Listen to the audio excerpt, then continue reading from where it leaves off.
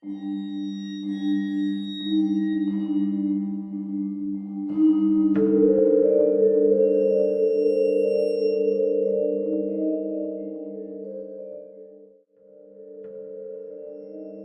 my grandmother passed away, the responsibility of cleaning out her old farmhouse fell to me. It was a two-story structure on the outskirts of Maine, weather-worn, half swallowed by woods, and utterly silent. I hadn't been there in years, not since I was 12.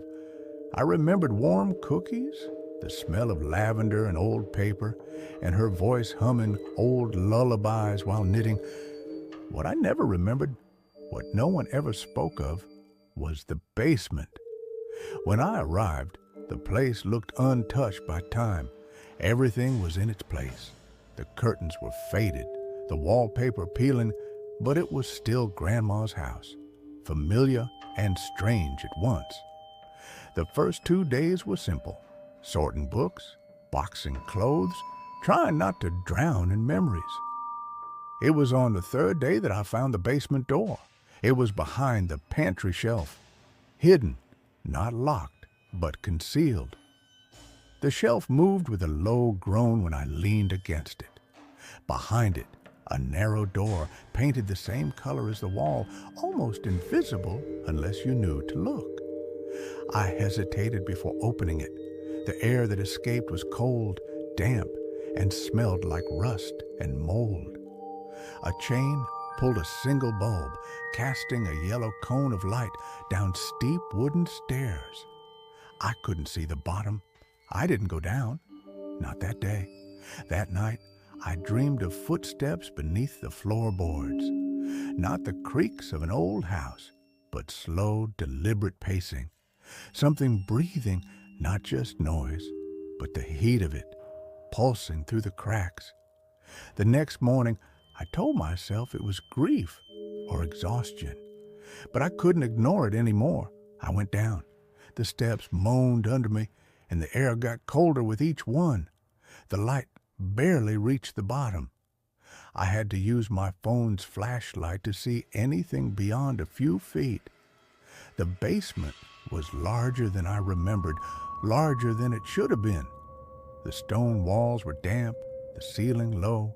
Shelves lined the walls, filled with jars of preserves decades old, all labeled in Grandma's careful script.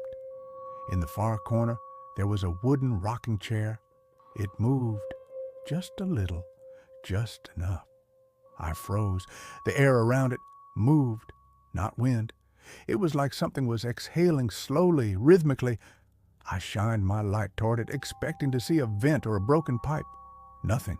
Only the chair, still swaying, still breathing. I backed away.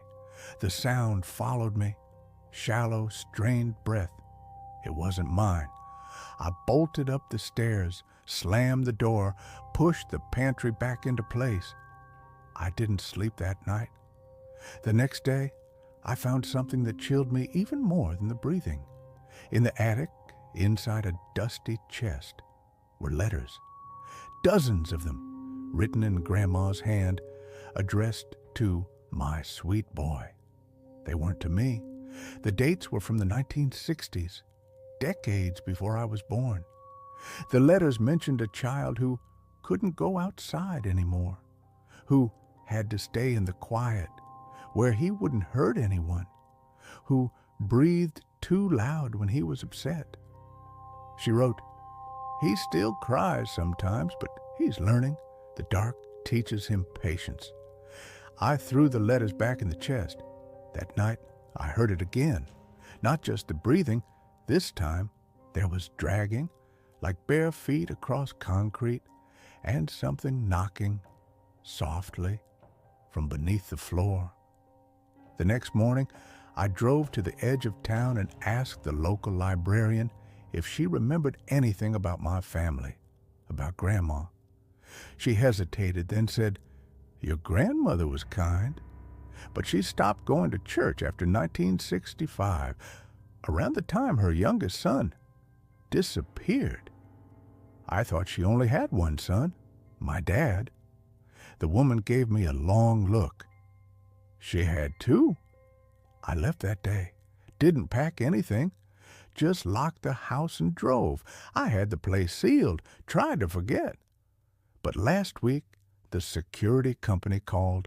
Motion sensors picked up movement in the basement. Over and over. Same time every night. I told them to turn the cameras off. But sometimes I still hear it. In dreams. In the silence between thoughts. That slow, strained breath. Still learning, still waiting, still there.